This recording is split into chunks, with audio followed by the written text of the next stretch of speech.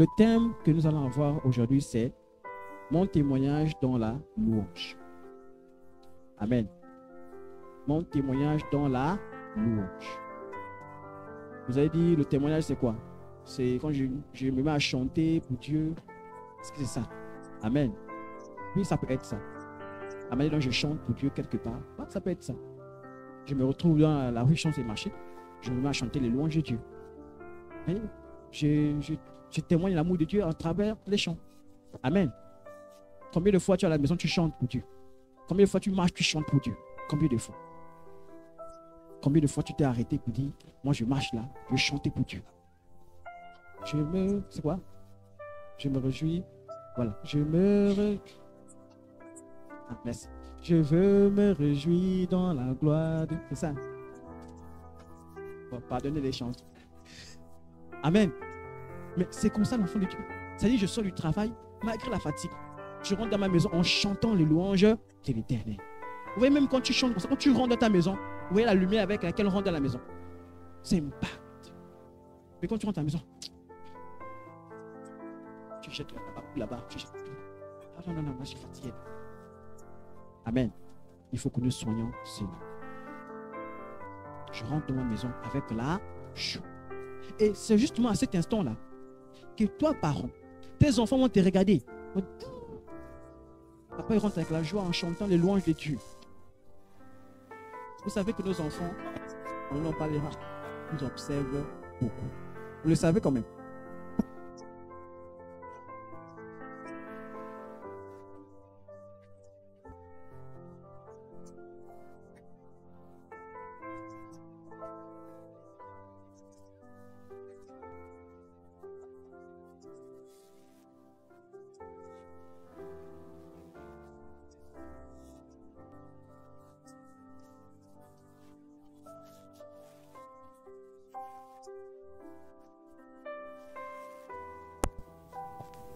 Et donc, frère, là, je parle peut-être autour de notre maison.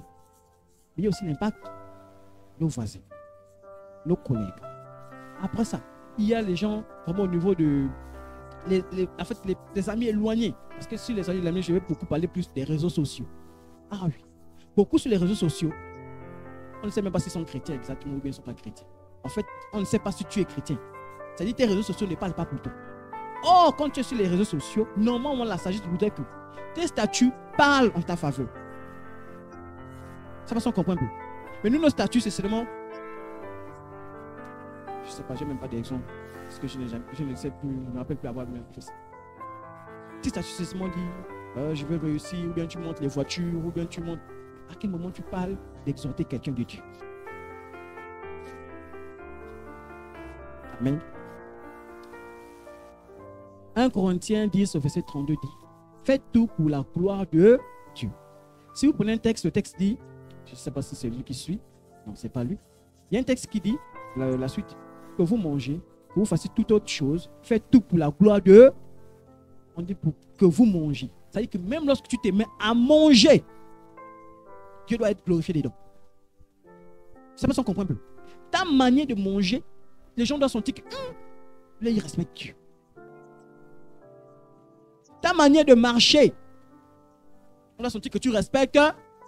Ta manière de t'habiller, on doit sentir que tu respectes. Parce que tu veux glorifier Dieu.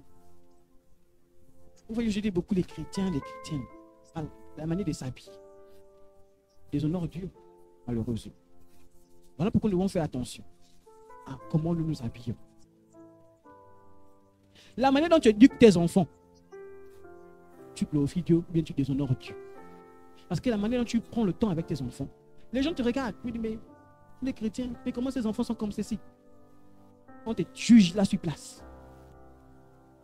Ça veut dire que dans tout ce que nous avons posé comme acte, ça implique Dieu.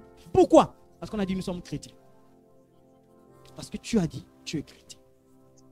Et lorsque tu es chrétien, sache que tout ce que tu feras va impliquer Dieu. Au travail, tu vas impliquer Dieu. La manière de réagir avec les autres, tu vas impliquer Dieu. Voilà pourquoi le chrétien, même avant de dire quelque chose, même s'il est fâché, il dit, je ne vais pas impliquer Dieu dans ça. Je me retire. Je fais ma bouche. Je voulais dire quelque chose, mais à cause de Dieu, je me D'autres me disent, non, allons, on va aller dans un bar, on va aller boire le vin. Tu dis, je n'ai pas envie d'impliquer Dieu. Je m'éloigne. Les frères et sœurs en Christ, j'ai quelque chose à faire, pardonnez. Tu libères. Parce que tu ne veux pas impliquer Dieu. Je vous assure, frères et sœurs en Christ, que je vous donne ce témoignage.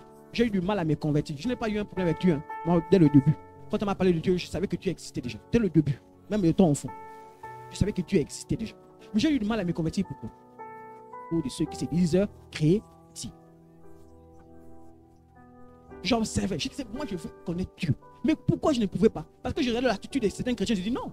Comment à l'église et dans le monde, c'est pareil? Ça n'a pas de sens. Et on doit sentir différence. Comment à l'église, on a le même comportement que celui qui est païen? Comment? Le païen passe le temps à critiquer. Toi aussi, tu passes le temps à critiquer. Pour la différence. Les frères en Christ ne critiquent pas. Vous savez ça, non? J'ai un problème avec un frère. Je viens voir mon frère. Je dis, frère, j'ai un problème avec toi. La dernière fois, tu m'as parlé bizarre. Je voulais résoudre ça avec toi. Mais quand je n'ai pas parlé là, c'est pas pour aller faire le feu. Hein. C'est pour aller résoudre ça et sortir en paix avec mon frère. Voilà pourquoi la Bible dit, si tu veux faire ton offrande et que tu te souviens que tu as un problème avec quelqu'un, laisse d'abord ton offrande, va voir ton frère. Discute avec ton frère. Harmonise les choses avec ton frère. Entendez-vous. Mais avant de venir donner ton argent là, je veux que tu me résous d'abord ce problème. Voilà pourquoi vous allez voir, il y a des gens qui donnent des offrandes, qui donnent des dîmes, qui donnent tout. Mais tu as donné. Mais tu as un problème là que je veux d'abord que tu résous. Et que ce problème, tu es loin de moi. Voilà pourquoi en tant qu'enfant de Dieu, dans notre manière d'agir, nous devons soigner certaines choses. Et notre témoignage aujourd'hui est beaucoup impliqué. Donc vous voyez que j'ai eu le mal à me convertir. J'aurais pu servir le Seigneur depuis tout petit. Mais à cause de ça, je suis obligé de servir le Seigneur étant un peu âgé. Pourquoi? Parce qu'il y avait des gens qui ne me montraient pas un bon témoignage. Aujourd'hui, il me dit, il vient me prêcher l'évangile. Demain, cette personne est dans le bar. Je dis, mais attends, je sais pas si c'est pourquoi. Comment ça peut se faire? Tu me prêches l'évangile aujourd'hui, tu me dis, le Seigneur Jésus-Christ, il faut sortir du péché. Demain, toi-même, tu es encore dans. Je me disais que non, il y a un problème. Et comme je ne connaissais pas la parole, donc vous comprenez que je me limitais à ce que je voyais. Voilà pourquoi notre image impacte tous ceux qui sont autour de nous. Voilà pourquoi, quand tu es dans la maison, tu es le père, tu es la mère. Si tes enfants échouent, c'est toi le responsable. Parce qu'au-delà du fait que le monde impose, toi à la maison, tu n'as pas su imposer un certain comportement à tes enfants dans la maison. La prière, tu ne pries pas à la maison. Tu pries que dans ta chambre. Les enfants, tu les laisses à côté. Qu'est-ce qui va se passer? Mais ces enfants ne connaîtront pas prier. Ils ne vont jamais apprendre comment il faut prier. Puisque toi, tu pries seul, tu ne pries pas avec eux. Puisque tu les encourages pas à lire la Bible. Mais quand ils vont grandir, ils ne sauront même pas qu'il faut lire la Bible. Parce que papa, maman qui est, c'est pas pasteur, partout, ne sait pas, ne nous montre pas comment lire la Bible. Comment on va faire? Aujourd'hui, on limite parce que c'est un peu dommage, parce que, et c'est ce que beaucoup de parents font. Et je vous conseille de ne pas le faire. Ne remettez pas vos enfants dans les responsabilités de quelqu'un d'autre. C'est d'abord votre enfant. C'est vous qui avez la première responsabilité. Après, les autres viennent en second. Le pasteur ne peut pas jouer votre rôle. Le pasteur ne peut pas jouer votre rôle à votre place. Non. L'enfant, c'est d'abord ton enfant. Mais par la suite, quand tu éduques, maintenant le pasteur peut jouer derrière. En disant non, écoute papa, écoute maman. Mais toi, parent, à la maison, tu ne fais pas le premier pas. Travaille avec les enfants. Qui va travailler avec les enfants? C'est vous d'abord, vous. Même si je ne connais pas, je dis toi, amène-moi tes cahiers, commence. Fais restation, récite. Je dois me forcer à faire quelque chose pour mes enfants. Et ça, c'est un témoignage que je donne à mes enfants. Voilà comment un parent doit se comporter. Et l'enfant, quand il grandit, vous pensez quand il va devenir adulte, ou bien quand il aura les enfants, il va prendre l'image de qui? En tant que parent. Il va dire non, mes parents m'ont géré comme ça. Voilà, vous allez voir certains, ils vont dire non, chez nous, nos parents, c'est comme ça qu'ils faisaient. Donc, c'est comme ça aussi que je dois me comporter. Ouais, certains enfants vont dire, je l'écoutais souvent avec certaines personnes, ils disaient que chez nous, par exemple, l'homme peut avoir 2 femmes. Mais il a pris ça où? Parce qu'il a vu les parents avoir 2 femmes. Dans le village, il a vu les gens avoir 2 femmes. Ceux qui les ont trouvés, il a vu les gens avoir 2 femmes. Donc, pour moi, c'est logique d'avoir aussi 2 femmes. Et si toi, tu dis à un enfant, non, voici le mieux, tu as vu ici, est-ce que quelqu'un a 2 femmes? Non, ici, il n'y en a qu'une seule femme. C'est comme ça que tu dois grandir. Amen. Et j'aimerais vous prendre le témoignage, une histoire en tout cas, dans la Bible. Acte 16, à partir du verset 4. Le geôlier ayant reçu cet ordre, les jeta dans la prison intérieure. Les jeta dans la prison intérieure. Et leur mit des cèpes aux pieds, donc comme des espèces d'échelles.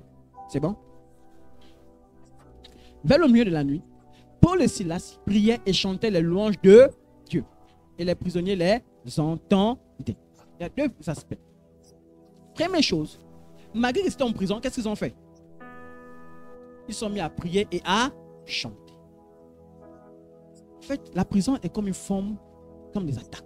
C'est-à-dire que ta situation en ce moment n'est pas favorable à toi. Tu ne te sens pas à l'aise. Mais il dit, eux, pendant qu'ils étaient en prison, certains me voyaient même la mort arriver. Ils ont dit non, on va pas se lamenter. Oh, libérez-nous, libérez-nous. Oh, oh. Ils ont dit non, on est un Dieu vivant. Mettons-nous à prier simplement notre Dieu et à chanter. Ils chantaient quoi? Les louanges. Ils vont dire, Seigneur, ils chantaient les chants, tu sais pas, les chants de tristesse. Seigneur, tu nous as abandonnés. Seigneur, tu m'as laissé. Et tu t'es... Non, ils ont dit pas non. Ils chantaient les louanges. Ils adoraient le Dieu. Oh Seigneur mon Dieu, tu mérites la louange, l'adoration. Ils chantaient, ils louaient le Seigneur. Ils ne sont pas lamentés. Et qu'est-ce qui s'est passé? Après on dit quoi? Les prisonniers les entendaient. C'est là que j'ai dit Seigneur, merci encore pour la révélation. Ça dit quand j'ai vu ça, je me suis dit, en fait, quand tu es un enfant de Dieu, c'est pas ce qu'on peut faire. Dans ses soucis, c'est mal loué, c'est mal adorer le Seigneur. En fait, les païens t'écoutent. Les païens entendent ce que tu entends. Les païens te voient. Ils sont te voient. Ils disent, oh, nous sommes en prison. Mais lui, ils sont en train de louer le Seigneur. Eux, ils sont en train de chanter le Seigneur. Mais ils chantent comment? Ils écoutaient simplement. C'est pas ça qu'on comprend un peu. Ça veut dire que l'enfant de Dieu, lorsqu'il s'est mis à louer le Seigneur dans cette difficulté, lorsqu'il en fait, il n'a pas les voix qui glorifient pas Dieu. Ça veut dire que toi, quand tu as des soucis, tu ne peux pas voir le nganga. Toi, tu dis non, moi je suis un enfant de Dieu, je pars à l'église. Je loue le Seigneur malgré mes problèmes. Il te regarde. Il dit, nous on a l'habitude d'aller voir le nganga. Lui, il ne part pas. Mais il te regarde. Ils attendent la fin de l'histoire pour voir qu'est-ce qui s'est passé dans ta vie réellement. Mais quand tu es un chrétien, tengi, on va dire, hey, tu as vu, seul avec le Dieu là, voilà, tu as vu. Mais quand tu restes ferme dans la décision avec Dieu, malgré, tu dis non, même s'il faut mourir, je veux mourir. Mais selon le Seigneur. Si c'est la volonté de Dieu, je partirai. De toute façon, on va toujours partir. Qu'est-ce qui fait qu'on va... Non, de toute façon, on va toujours partir. Et tu restes fidèle. Mais quand ils vont regarder, ils vont dire, non, je veux un frère en Christ. Je veux une soeur en Christ. Ils étaient malades. Mais ils sont restés attachés à Dieu. Aujourd'hui, je vois comment Dieu agit dans leur vie. Qu'est-ce qu'il va faire? Parce que quand tu vas marcher, je dis que Dieu va toucher cette personne-là. Il va dire, non, je veux un chrétien. Je veux une chrétienne. Elle s'est comportée comme ça. Moi, je dois me comporter comme ça. J'ai souvent rendu ce témoignage. Aujourd'hui, j'ai l'image d'un frère. Celui qui m'a fait accepter Jésus-Christ. Je te étudie. Je prie le Seigneur qu'un jour il arrive ici. Vous allez avoir le temps de monter. On était à l'école des 1900. Ce frère, quand il m'a fait accepter Jésus-Christ, je l'observais aussi. Parce qu'il m'a fait accepter Jésus-Christ, moi je te regarde. Je l'observais. Je lui ai dit que moi j'avais un problème avec ceux qui se disaient chrétiens. Donc il m'a dit, tu vas accepter Jésus-Christ? J'ai dit oui, je vais accepter Jésus-Christ. J'ai accepté Jésus-Christ sur place. Après, je restais avec lui comme on avait l'avantage d'avoir les noms qui se suivent. Comme mon nom commence par D, quand aussi commence par D. Donc dans tous les groupes où on était toujours ensemble. Donc j'ai eu la grâce de l'observer. Face à quelques situations, je regardais comment il réagissait. Quand j'avais ça, je regardais comment il réagissait. Comme il passait le temps à évangéliser. Comme il passait à me raconter ses témoignages. Comme je m'étais trompé, il y a quand même des vrais frères. Il y a quand même des vrais frères qui ont la crainte de Dieu. Qui craignent Dieu. La chasse était, j'ai commencé à écouter ça avec lui. Moi, je n'étais pas quoi de la chasse. J'ai écouté ça avec lui. Je le voyais fidèle. Je ne voyais pas tourner autour des filles en train de draguer. Je ne voyais pas. Je dis que le frère, il est sérieux dans l'histoire. Qu'il arrive à résister. Mais je voyais. Jusqu'au jour d'aujourd'hui, mon comportement, quand je vais faire quelque chose, je pense à lui. Une attitude face à quelqu'un qui t'énerve, je pense à lui. Parce que j'ai vu les problèmes où il était face à des gens qui l'énervaient. Il avait une attitude zen, tranquille. Il ne s'agitait pas, non. Quand il voit un truc difficile, il dit non, je n'ai pas prié. Après, il vient me dire, j'ai prié, je pense que le Seigneur lui dit. En fait, j'étais seulement l'énervé, je dis, ah vraiment, frère, merci.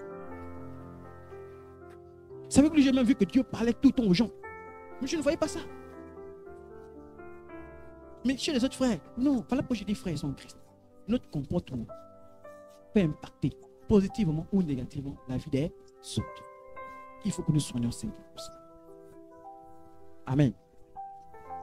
La Bible dit, ne sois pas une pierre d'achoppement pour les autres. Ça là, quand Dieu va voir, il va dire, non frère, tu connaissais la parole. Et à cause de toi, regarde tous ceux qui sont allés en enfer.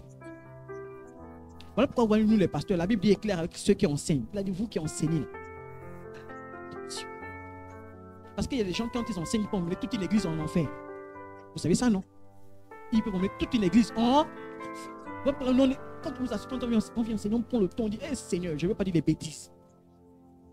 Tu demandes même pardon même avant de dire même quelque chose. Tu dis, Seigneur, si je dis une bêtise, pardon, je te demande pardon avance. Parce que tu ne veux pas dire des bêtises. Tu ne veux pas conduire le peuple de Dieu en enfer. Mais de la même manière que nous le faisons, également vous, autour de vous, ayez cette attitude-là. Des personnes qui, par leur comportement, impactent les autres. Impactent ses enfants, impactent ses voisins. Amen. Au verset 26, on dit, tout à coup, il se fit un grand tremblement de terre, en sorte que les fondements de la prison furent ébranlés. Au même instant, toutes les portes s'ouvrirent et les liens de tous les prisonniers furent rompus. Là, j'aimerais vous faire comprendre quelque chose. Ils étaient en train de faire quoi? Prier et chanter, non? Le Seigneur. Qu'est-ce qui s'est passé? La délivrance. Les miracles sont pires. C'est-à-dire, il y a des délivrances qu'on ne voit pas, frère, ils sont en Christ. Mais lorsque tu te mets à chanter pour le Seigneur, de tout ton cœur, avec toute la joie, toute la ferveur, pas parce que tu sens quand tu as forcé de parler, non. Mais quand tu chantes, tu loues le Seigneur, quelque chose se passe. Quelque chose se passe. Et ce qui est magnifique, c'est quoi? C'est que lorsqu'il y a eu le tremblement de terre là, c'est sans qui chantaient louaient, non? Les autres écoutaient seulement, non? Est-ce que ça s'arrêtait dans la prison où ils étaient? Qu'est-ce qui s'est passé? Ça s'est déployé dans toute la prison. Ça veut dire que partout, tous ceux qui sont autour de toi seront sauvés. Du moment que tu loues le Seigneur, tu pries le Seigneur, tous ceux qui sont autour de toi seront sauvés. Tes voisins sauvés à cause de toi. Mais tu as un frère en Christ dans ta cour. Jamais une louange. Jamais on entend quelqu'un prier. Jamais on entend quelque chose. Comment veux-tu que même le voisin à côté soit impacté? On est voisin. C'est vrai que c'est un peu bandit. Mais je me mets pour prier. Pour que vous écoutez là-bas. Que les démons qui sont là-bas sortent. Qui prie pour ses voisins? Ne répondez pas. C'est juste une question. Qui a prié pour ses voisins? Que les voisins se convertissent. Quelle habitude de faire ça? Père, mes voisins, au nom de Jésus-Christ, convertissez-vous au nom de Jésus-Christ. Je brise. Qui fait ça? Oh, chacun ses problèmes. Chacun sa maison, chacun chez soi.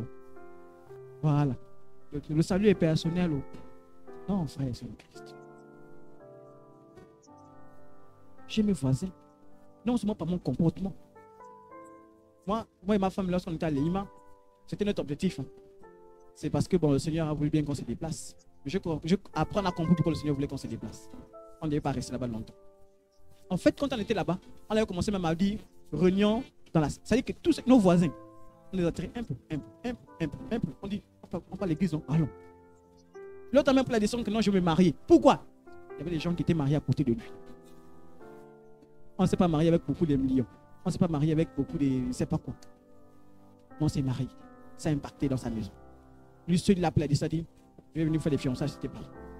Il a commencé à appeler le mariage. Mais quand on est venu, je ne sais même pas qu'est-ce qui s'est passé. 6 ans, on continue le projet des mariages. On avait un impact. On avait 4 maisons. Non, mais 4 maisons avec la nôtre. 2 maisons étaient impactées. L'autre était un peu avec quelqu'un qui était musulman. On a dit non, on prie le Seigneur, ça va changer. On prie. On faisait les réunions dans notre maison. Mais pourquoi?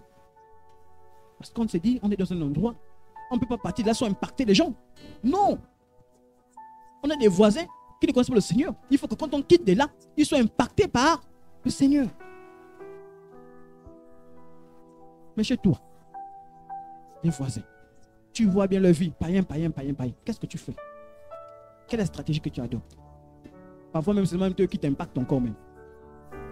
C'est eux qui te poussent encore à aller danser la musique mondaine. C'est eux qui te poussent même à aller boire. Tes voisins. Au lieu que ça soit le contraire. Frère, ils sont en Christ. Même lorsque tu restes silencieux, même lorsque tu ne loues pas la bouche, tu impactes. Ton comportement, tu impactes. change, transforme ton témoignage. Dis que je mange, que je me balade, que je pars quelque part. Je fais tout pour la gloire de Dieu. Le guerrier se réveilla et lorsqu'il vit les portes de prison ouvertes, il tira son épée et allait se tuer, pensant que les prisonniers s'étaient enfuis. Vous donnez un peu le contexte. À l'époque, là-bas à Rome, on était sévère avec tout le monde. Même si tu es soldat, on est sévère avec toi. Les gens se sont enfuis à cause de toi. La mort, une mort terrible t'attend. Donc, pour éviter la mort terrible, là, tu as dit mieux, je me suicide une bonne fois. Non, mieux, je me suicide. Parce que ça, là, je vais justifier ça comment? Peut-être on va me dire, c'est moi qui ai ouvert tout, il les a laissés partir. On va me récupérer, moi et ma famille. Donc, mieux, je finis avec moi. Et c'est comme ça qu'il arrive, il dit, pardon. Mais Paul cria d'une voix forte, ne te fais point de mal. Nous sommes tous ici. Ça, il a voulu maintenant, il a crié, arrête ça. C'est comme quelqu'un, tu vois quelqu'un qui veut se suicider. C'est là où je dis l'autorité que nous avons en tant qu'enfants de Dieu. Quelqu'un qui vient te dire, moi je tout le temps, j'ai côtoyé beaucoup des élèves, quand tu les vois dans leur esprit là, c'est envie de se suicider. Envie de se suicider. Beaucoup des élèves, il y a beaucoup de gens qui marchent là, avec les envies de se suicider. Mais toi en tant qu'enfant de Dieu, tu passais par là, qu'est-ce que tu as fait? Quelqu'un vient te dire, je suis en train, je ne sais pas la vie. Tu dis, toi, au nom de Jésus-Christ, enlève-moi les esprits de suicide. Tu me laisses à vite, au nom de Jésus-Christ. Quand tu parles, tu ne parles pas à elle, tu parles au démon qui est derrière. Parce que c'est un démon qui pousse la personne à se suicider. Parce que le démon veut quoi? Que tu te suicides et c'est fini pour toi. L'enfer t'attend. Mais tu vois, les gens arrivent déprimés. Vous savez, c'est craint. Quand tu vois quelqu'un qui arrive de chez toi comme ça, déprimé, je ne sais pas, ma vie là. Arrête la pression. Quitte-toi là, c'est toi. Vite. Tu commences à prier. Au nom de Jésus-Christ, je brise tout. Ce que Satan veut faire dans ta vie. Je brise, je brise, je brise, je brise. Tu as reçu l'onction. Tu es enfant de Dieu ou tu n'es pas enfant de Dieu. On a dit, voici les miracles qui accompagnera ceux qui auront. Est-ce qu'on a dit le pasteur? Est-ce qu'on a dit le diacre? Tous ceux qui auront. Donc si tu crois en Dieu, ça veut dire que tu as l'onction. Les miracles peuvent t'accompagner. Aujourd'hui, c'est limite, on dit seulement c'est le pasteur seulement qui a l'onction. C'est lui qui peut prier pour les gens. Mes enfants, je ne peux pas prier pour eux. Mes enfants, venez, le pasteur va prier pour eux. Mais toi, tu peux prier pour tes enfants. Le soir, tu arrives, tu dis, enfants, venez ici. Au nom de Jésus-Christ, je prie pour mes enfants dans le sang de Jésus-Christ. Amen. Tu en vas dormir. Amen. Et c'est l'amour des enfants de Dieu. Les enfants de Dieu ne veulent pas voir le mal des autres. Même de ton ennemi, tu ne dois pas voir son mal. Tu vois quelqu'un qui te fait du mal. C'est là où souvent c'est difficile. Hein? C'est là où on dit, bon, Dieu t'attend. Tu dis que tu es chrétien, non? Voilà l'ennemi là-bas. Il a besoin de 5 000. Va un peu donner. La personne qui t'énerve tous les jours, donne un peu 5 000. Qui? Moi? Non, là. Non, tu es chrétien. Voilà leur ennemi qui voulait se suicider. Quelqu'un peut dire, meurs. Oui, un de moins. Il a dit non. Je ne peux pas accepter que quelqu'un meure et aille en enfer. Voilà pour la Bible dit, ne souhaite même pas ton pire ennemi y aller. Quel est ton comportement là si les gens ont fait quelque chose qui te déteste, que tu n'apprécies pas? Quel est ton comportement? Quelle est ta manière d'agir? Mais lorsque tu gardes dans ton cœur une rancune, tu dis, hé, hey, tu es chrétien? Tu es sûr? Qui t'a appris ça? C'est moi. Dieu te dit ça. Mais je sais que c'est dur. Frère, même moi-même qui suis devant vous, c'est dur. Quand tu as dit quelque chose qui t'énerve, tu cherches des voies et moyens pour restaurer ton cœur. Tu cherches. Parce que Dieu te dit une fois pour me coller avec tes frères. Soit pour me coller avec quelqu'un. Non, laisse ça. Amen. Verset 29, on dit, alors le guerrier ayant demandé la lumière entra précipitamment et se jeta tout tremblant aux pieds de Paul et Silas. C'est bon? Qu'est-ce qu'il a fait? Il les fit sortir et dit, Seigneur, que faut-il que je fasse pour être sauvé? Dites-moi, la question là, elle est venue à quel moment? Parce qu'il a senti que ceux-là, c'est les enfants de Dieu, non? Il a senti que ceux-là, ils sont avec Dieu, non? Il n'est pas allé chez quelqu'un d'autre, il a dit non, ceux-là, ils ont le salut. Moi, je veux qu'ils me donnent le salut, je dois être sauvé. Peut-être il avait tout, hein? Il a dit non, c'est pas ce qui m'intéresse. Moi, je veux être sauvé comme vous êtes sauvés là. Il allait vers eux pour dire qu'est-ce que je dois faire pour être sauvé? Qu'est-ce que je dois faire? Ils ont répondu quoi? Crois au Seigneur Jésus et tu seras sauvé, toi et toute ta famille. Cette phrase est tellement magnifique. C'est qu'ils ont dit, toi tu seras sauvé. Et ça ne s'arrêtera pas là. Ta famille aussi sera sauvée. Toi et ta famille. Toi et ta famille.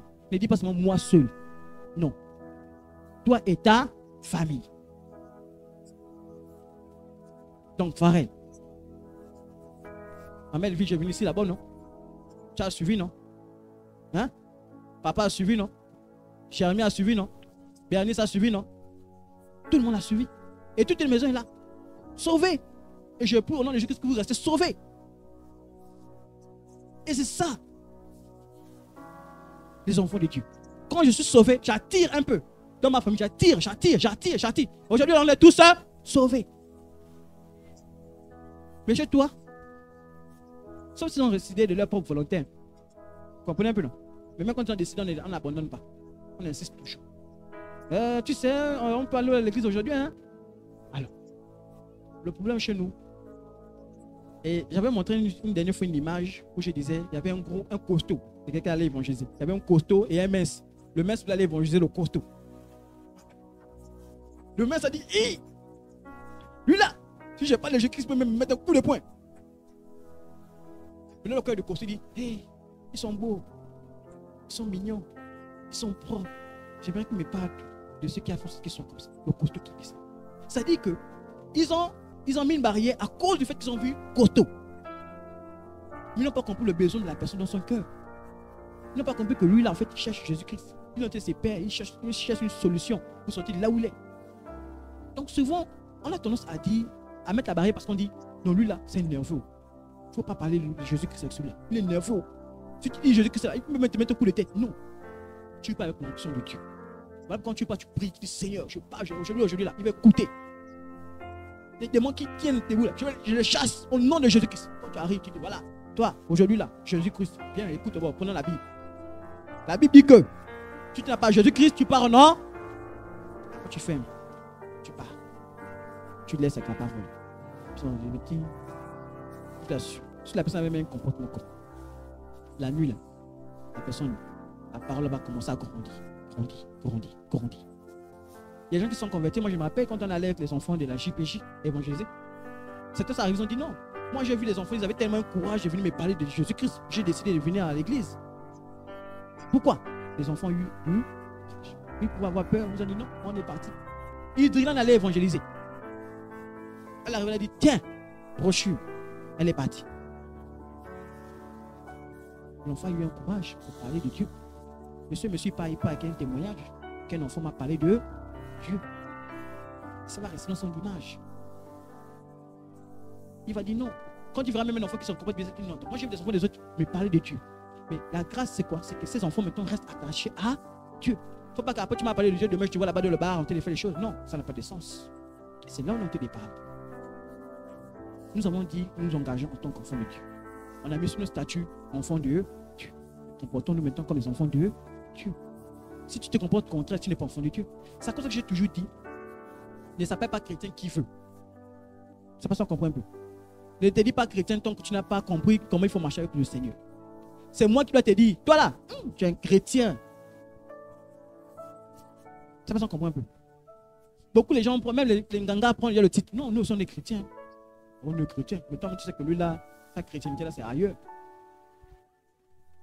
Et je vous donne ce témoignage. Et c'est là où j'ai compris que j'étais beaucoup observé. Je dis que moi, j'ai l'avantage d'avoir beaucoup de jeunes avec qui je fais des cours de soutien. Ces jeunes, à chaque fois que je suis avec eux, je donne des exemples. Je dis les raisons pour lesquelles je dis attention, restez pas dans l'impudicité, attendez le mariage. Mais un jeune que je n'avais jamais parlé, un jour il est venu me voir, il m'a dit, quand je sais, je ne connaissais pas le jeune, il m'a dit, quand je sais, je vais parler avec toi. Depuis que je t'ai vu, tu n'aimes pas, tu parles, je t'apprécie. J'aimerais que tu me conseilles aussi selon le Seigneur. Est-ce que je connaissais ce jeune? Mais il m'a observé. Il est venu, il m'a dit, ah, est-ce que tu peux pas me conseiller? Ma vie chrétienne, parfois je sens que c'est un peu... Frère, ils sont chrétiens, je ne sais même pas appeler à être pasteur. Mais parce que j'ai commencé seulement à manifester l'amour auprès des autres et j'ai changé mon témoignage. Cet enfant est venu. Ça veut dire que, par ton comportement, quelqu'un peut venir comme il peut fuir. Il peut dire non, moi je ne vais pas à l'église. Celui-là, mon propre parent, lui, il nous insulte. Lui, il nous amène chez les Nganga. Lui, il nous amène au bar. Lui, et vous voulez qu'on aille à l'église faire quoi? Mais il ne voit pas les transformations, il ne voit pas comment tu as décidé de suivre Jésus-Christ. Amen. 32, on dit. Et lui annoncèrent, donc il lui annonçait la parole de Jésus-Christ. Parce que c'est logique. Quand quelqu'un veut accepter Jésus-Christ, il faut d'abord annoncer l'évangile. C'est bon? Ainsi qu'à tous ceux qui étaient dans sa maison. Il les prit avec lui à cette heure même, la nuit, et il lava leur plaie. Donc il a aidé l'apôtre Paul à essuyer les plaies, ainsi de suite. Et aussitôt, il fut baptisé. Vous savez ce qu'on a dit? Est-ce que pour baptiser, ils ont attendu 2 jours, 3 jours, 4 jours, 5 jours? On a attendu. Qu'est-ce qui s'est passé? Ils ont accepté Jésus-Christ comme Seigneur et Sauveur. Tout de suite, ils ont été tombés. Pour baptiser quelqu'un, est-ce qu'on a besoin d'attendre longtemps? Voilà pourquoi on attend ta détermination. Si on te dit, frère, tu crois en Jésus-Christ? Non, je veux voir, je veux réfléchir. Pour nous, tu n'as pas quoi? Tu n'as pas encore cru en Jésus-Christ. Parce que celui qui croit en Jésus-Christ, ça ne tarde pas, c'est vite fait, bien fait. Tout de suite, il dit non. Pourquoi attendre? Non. Le lieu que tu viens dire, attends, il y a de l'eau là, non? Ils m'ont quoi pour que je sois baptisé? Si tu crois de tout ton cœur, tu seras. Non, moi je crois de tout mon cœur. Tout de suite, il a été baptisé. Voilà pourquoi on dit, quand tu crois, en fait, on ne doit pas sentir une résistance. En fait, c'est au tic-tac. Je crois, dans les semaines qui suivent, tu es baptisé. Imaginons, on va faire la Sainte Seine. On va faire la Sainte Seine, on va dire, tout le monde, on se lève pour la Sainte Seine. On se lève pour la Sainte Seine. Combien vont se lever? Combien vont rester assis? Alors à l'époque, Sainte Seine, tout le monde se levait et prenait la Sainte Seine. Mais quand on est dans l'église, beaucoup sont... Non, ces choses doivent changer. Ça va changer à partir de nous qui sommes. Vous voyez, même si quelqu'un arrive là, nouveau. Sainte Seine, c'est la seule personne qui est assise. Comment ça? Tout le monde est ici debout. Pour prendre la Sainte Seine. Vous allez voir les gens qui suivent, la personne va dire non. Tu dois me baptiser. Il est impacté parce qu'il voit les autres tous. Maintenant, on ne fait pas la Sainte Seine pour le copinage. Voilà pourquoi on dit, la solution c'est quoi? Il faut que tu puisses croire. Tu crois de tout ton cœur. Et quand on croit de tout son cœur, il y a les effets qui se manifestent tout de suite. Ton comportement change. Ton attitude change. Tu ne peux pas dire tu crois et puis tu es pareil. Non. Non. Amen.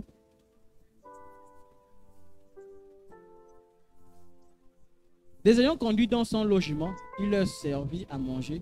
Il se réjouit avec toute sa famille de ceux qui avaient cru en. Ils ont cru, ils ont dit non. Faisons la fête. On a cru en Dieu, alors on fait la fête maintenant. Parce qu'on a cru en Dieu. Est-ce que c'est le cas dans nos maisons? Est-ce qu'on se réjouit que notre famille soit sauvée? Ou on se réjouit seulement pour les anniversaires? On se réjouit seulement pour les fêtes de fin d'année? Quand tu te dis, on se réjouit parce que nous tous, on a cru au Seigneur Jésus-Christ. Frères et sœurs de Christ, notre témoignage est une évangélisation. Ta décision est une évangélisation. Par l'attitude que tu prendras, beaucoup seront sauvés. Beaucoup seront sauvés. L'apôtre Paul, Pierre, tout cela, ils ne sont plus là. Mais pourquoi l'évangile continue? Parce qu'il a laissé. Il y a des gens qui ont pris le relais. Ils ont pris le relais comment? Par leur témoignage. Quand vous voyez la Bible donne les témoignages des gens. Hein. La Bible donne quoi? C'est les témoignages des gens. Quand vous voyez, on va raconter l'histoire de quelqu'un. Mais c'est un témoignage qu'on a envie de nous relater. Et c'est sur ce témoignage que nous marchons. Ils disent non, dans la Bible, il y a quelqu'un qui a vécu ça. Moi aussi, je dois vivre selon le Seigneur. Amen. Donc, tout ce que nous faisons doit être à la gloire de Dieu, sans atteindre la conscience de notre bouche. Il faut que, quand j'impacte quelqu'un, cette personne a été faite de bonnes conditions. Dans le sens où cette personne connaît la gloire de Dieu. Regardez un peu. C'est comme ça que il ne faut pas avoir toujours une attitude. Et ça, c'est une sagesse qu'on donne. Hein? Même si quelqu'un t'a aidé, la gloire revient à qui? À Dieu d'abord. À Dieu d'abord. Même si c'est le pasteur qui t'a approché l'évangile, la gloire revient à Dieu. Ne dis pas non, c'est le pasteur. Tu fais une erreur. Et tu mets le pasteur sur les problèmes. C'est pas ça qu'on comprend un peu. tout, c'est la gloire de Dieu. Parce que c'est Dieu qui a fait que la personne soit devant toi pour te prêcher l'évangile. Donc je remercie Dieu. Tout le temps je dis, ah Seigneur, merci parce que tu m'as mis dans une bonne assemblée. C'est pas ça qu'on comprend plus. Je dis, Seigneur, merci. Reçois la gloire. Et comme je disais, vous avez vu les yeux là, non? On vous regarde. Parfois tu es là, tu marches, tu te dis que non, on te regarde. On te regarde. Quand tu marches, on te regarde. Voilà qu'on a dit, quand tu manges, Dieu doit être glorifié là-dedans. Quand tu marches, Dieu doit être glorifié. Quand tu parles, Dieu doit être glorifié. On te regarde. Dans les activités que tu prendras, Dieu doit être glorifié à l'intérieur. Quand tu gères ta famille, Dieu doit être glorifié à l'intérieur. Quand tu travailles à l'école, pour ceux qui sont étudiants, Dieu doit être glorifié à l'intérieur. Parce qu'il y a des gens qui te regardent. Aujourd'hui, je vous ai dit ça. En tant que professeur, j'ai beaucoup impacté beaucoup les élèves et beaucoup ont fait les séries scientifiques, pas parce qu'ils voulaient faire la série scientifique depuis, mais parce que quelque part, je les ai influencés sur la série scientifique. Mais il faut aussi que ça soit le cas pour leur vie chrétienne. Moi, mes élèves, quand ils arrivent, je dis, allez, vous, tu as quoi? Tu es malade, viens, on va prier. Au nom de Jésus-Christ, on prie, on prie. Ils savent que lui, là, c'est un homme de Dieu, il aime la prière. S'il y a une maladie, qu'est-ce qu'il faut faire? On prie. Je donne un témoignage. Mais il faut qu'on impacte de la même manière au travail. Il faut que les gens disent, non, tu as vu l'homme de Dieu, tu as vu la dame de Dieu. Regarde comment elle se comporte. Même quand tu fais le ménage, ah oui, je vous dis encore, parce que souvent on n'aime pas les travaux, on nous fait dire ménage, l'embarque, n'importe comment. Non. Frères et sœurs en Christ, quand tu fais quelque chose de bien, avec amour, avec passion, Dieu te récompense. Une dame de ménage, quand elle fait son ménage, elle s'arrange à ce que ça soit bien rangé. C'est entendu le travail. Hein. Puisque le travail que tu as dit que non, je peux faire. Ok, il n'y a pas de problème. Je le fais correctement. Correctement. À tel point que quand la personne vient dire, mais mon Dieu, c'est tellement propre ici. Je vous assure, si un jour la personne doit prendre une décision, doit faire quelque chose, pas pour ça. Elle dit non, mais moi j'ai une personne là-bas. Chez moi, elle est toujours disciplinée dans ce qu'elle fait. Ainsi de suite, ainsi de suite. Il dira non, cette personne est disciplinée, je vais aller prendre un peu de conseil sur cette personne. Et bien quand tu arrives, dis, moi j'ai une chrétienne chez moi, quand tu nettoies, mais tu nettoies propre. Tu donnes un témoignage. Ce monsieur-là, le jour qu'il doit se convertir, il va penser à toi. Tu aimes les ménages, tu voles. Non. On ne prend pas ce qui ne t'appartient pas. Comme les fois j'ai écouté cette histoire-là. Une dame de ménage qui est venue, elle a pris ce qui n'appartenait pas. Non, tu ne prends rien. Ça ne t'appartient pas, tu laisses. Si tu veux, tu demandes. Fin. Si on dit, il n'y a pas, il n'y a pas. Si on dit, c'est bon, tu prends. Mais on ne t'a pas dit, tu laisses. Ne te dis pas parce qu'on t'a laissé dans la maison seul que tu dois faire le désordre. Non. On t'a laissé parce qu'on te fait confiance. Et tu es un enfant de Dieu. On doit dire que non, j'ai laissé un chrétien là-bas. Je te dis, moi, à chaque fois, les gens qui me disent, Jesnel, toi qui es chrétien, dis-moi, dans ton église, je cherche une chrétienne qui craint Dieu. Regardez aujourd'hui, les gens, quand ils cherchent une femme de ménage, elles cherchent qui? Quand c'est une femme qui cherche une femme de ménage, elles cherchent qui? Les vieilles, non? Pourquoi vous pensez qu'elles cherchent les vieilles? Pourquoi elles cherchent les vieilles? Parce qu'elles se disent que les jeunes peuvent venir mettre des désordre dans leur mariage. Elle dit non, moi je pouvais prendre une vieille maman, elle a fini sa vie, elle est là maintenant, voilà. Elle dit non, je prends pas les jeunes. Pourtant, il y a des jeunes qui sont bien disposés pour faire le service des ménages. Mais ils disent non, moi on préfère prendre une vieille maman. Celle-là ne cherche plus, elle est là tranquille, elle cherche seulement son argent pour et c'est fini. Combien de fois j'ai vu la publicité là? Cherche une dame de ménage âgée à partir de tel âge. Pourquoi on ne prend pas les jeunes filles? Ou bien elle va venir, elle va faire la jalousie dans la maison de l'autre. Quand c'était hier, elle arrive à... Non, c'est pas chez toi. Et chez nous, il n'y a pas ça ici. Quel que soit l'endroit où on se trouve, respectons le lieu où nous sommes. Respectons les personnes qui ont trouvé le travail. Et montrons que nous sommes des enfants de Dieu. On peut t'accuser à tort, mais pas quand on regarde, c'est vrai. Amen. Et c'est comme ça que vous voyez quelqu'un, tu me proposes, ah non, je cherche quelqu'un pour travailler chez moi, je cherche quelqu'un de confiance. Je dis, bon, moi j'ai des soeurs à l'église, j'ai une soeur, je t'emmène là-bas, tu te déposes, boum. Le matin, me dit, non, ta soeur là nous a fait un truc terrible. mon témoignage a été impacté, mon image même a été impactée, on va dire non, toi tu es un pasteur, regarde les membres de ton église. Personne arrive, on me dit non, non mais la soeur, qu'est-ce que tu viens de faire, qu'est-ce que tu m'as donné là, mais il est efficace, elle est efficace. Hein? Oh non, vraiment, ton église, ça c'est bien. Ce monsieur-là aura envie de venir à l'église. Pourquoi? Parce que là tu es allé, tu as montré un témoignage digne du Seigneur. Tu t'es bien comporté. Quand on dit travail, tu travailles bien. Mais beaucoup de personnes, quand ils travaillent, négligence.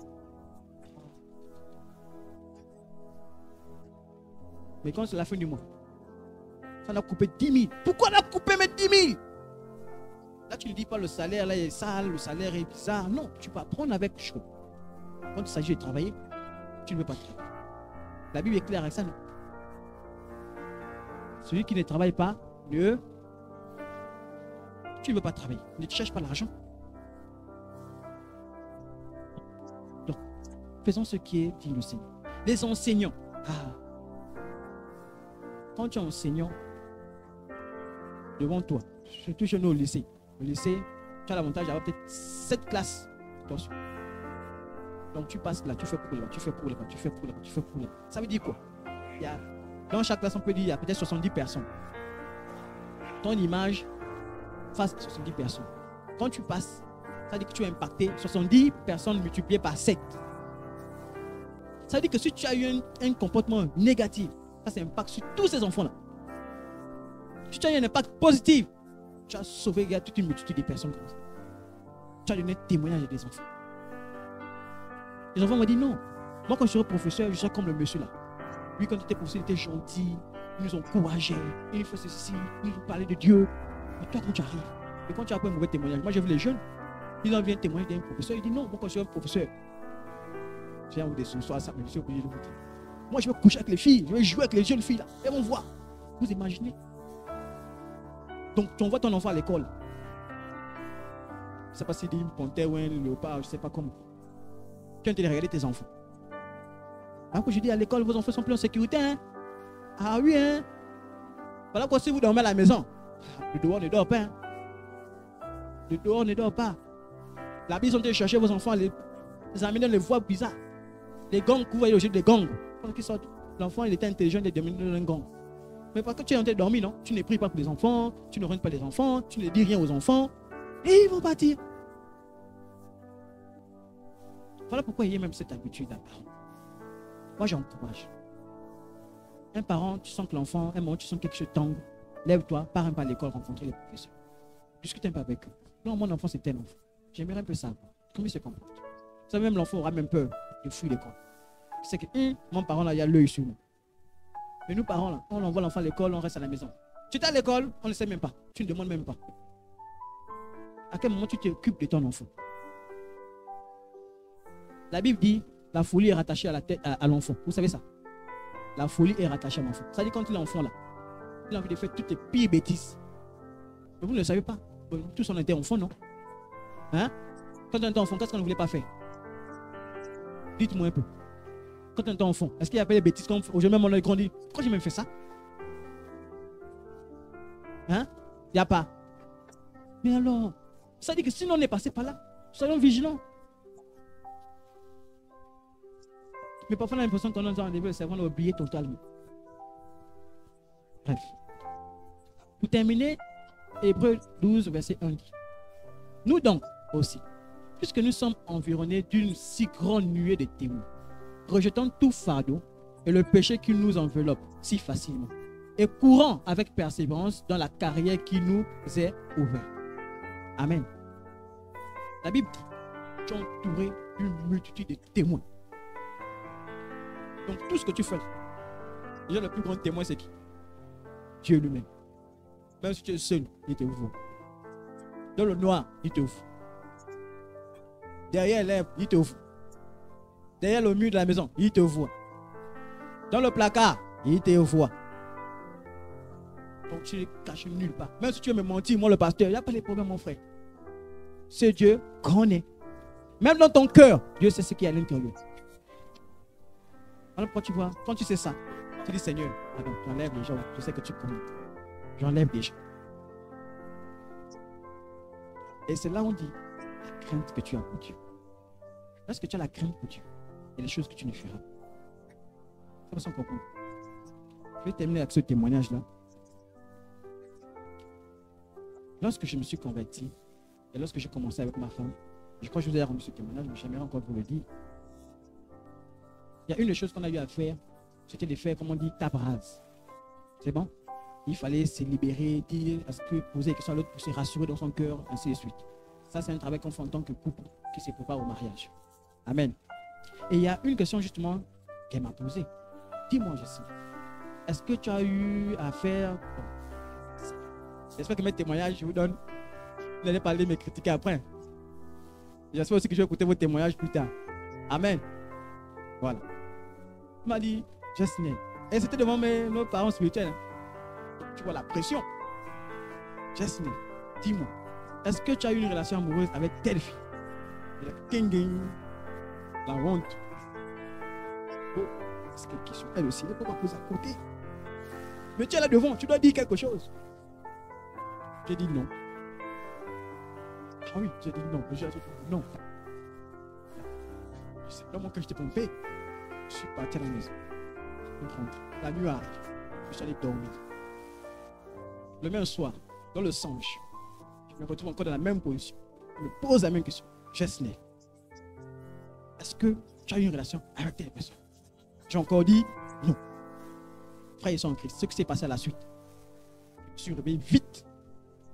La tempête, le vent a soufflé. Vous savez quand le tsunami là, ça a soufflé. J'ai dit oh! Je me suis réveillé. Dès que je me suis réveillé à 24 heures, je n'ai plus dormi.